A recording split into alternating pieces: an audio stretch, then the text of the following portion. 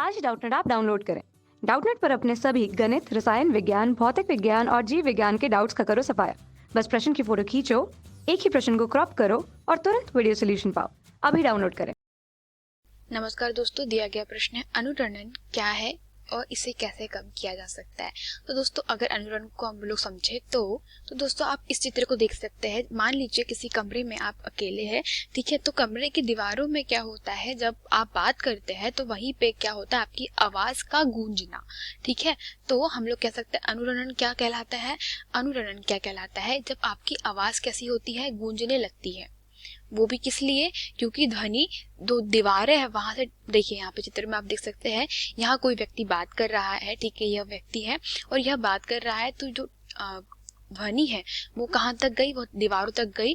टकरा करके वापस कोई व्यक्ति खड़ा हुआ है तो उसे टकरा करके उस एक ही ध्वनि के कितने बार उसको टकरा करके सुनाई देगी। अर्थात एक बार, मतलब पहली बार टकराएंगी तो उसे सुनाई देगा, बाद में जो आने वाली ध्वनि है वो टकराएगी, वो भी सुनाई देगा, उसके बाद में जो आने वाली ध्वनि है वो टकरा करके सुनाई देती है। तो इसके कारण क्या होता है कि एक आप देख सकते हैं यहाँ पे जो ये वाली ध्वनि है वो डायरेक्टली आप देख सकते हैं कि ये डायरेक्ट जा रही है उसके कान के पास में, और बाकी ध्वनि टकरा करके जा रही है। तो इसमें क्या होता है, एक इसमें समय अंतराल के बाद टकरा करके उस व्यक्ति तक पहुंच रही है। तो इसमें क्या होता है, इसमें ये आवाज ना गूंजने लगती है, और इस तरीके की आवाज जो गूंजने लगती है, ठीक है, तो इसे क्या कहा जाता है, अनुरणन कहा जाता है।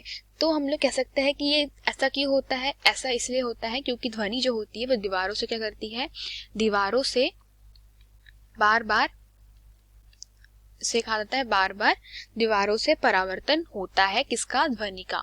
और हम लोग जानते हैं जो ध्वनि का परावर्तन और प्रकाश का परावर्तन के नियम कैसे है, एक जैसे ही है, ठीक है। अब आगे देखते हैं, हमसे पूछा गया है कि इस जो चीज को कैसे कम किया जा सकता है।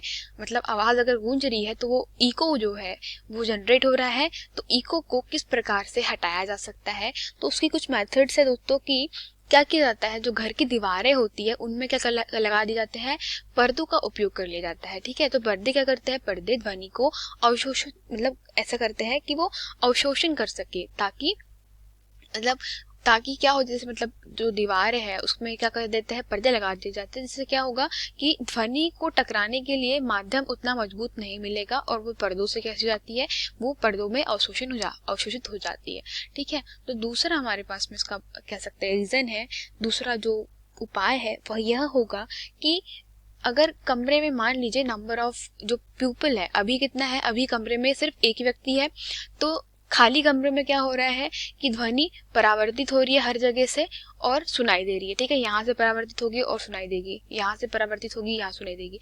तो अगर नंबर ऑफ पीपल को बढ़ा दिया जाए, मतलब पूरे कमरे में भर दिया जाएगा, तो परावर्तित होने के लिए उसे क्या मिलेगी, जगह नहीं मिलेगी। तो हम लोग कह सकते हैं श्रोताओं की संख्या कमरे में बढ़ाने पर, ठीक है, श्रोताओं की संख्या कमरे में बढ़ाने पर।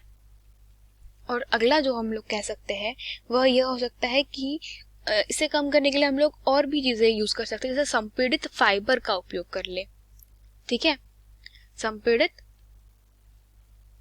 फाइबर, या हम लोग कह सकते हैं खुरदुरे बोर्ड और प्लास्टर का उपयोग करके भी, खुरदुरे बोर्ड और प्लास्टर का उपयोग करके भी क्या किया जा सकता है, अनुरणन से बचा जा सकता है। तो यही हमारे प्रश्न का उत्तर था दोस्तों, धन्यवाद। कक्षा 6 से 12वीं से लेकर नीट, IIT, JEE वो एडवांस के लेवल तक 1 करोड़ से ज्यादा छात्रों का भरोसा। आज ही डाउनलोड करें डाउटनेट ऐप या व्हाट्सएप करें अपने सारे डाउट्स 8400 400 400 पर।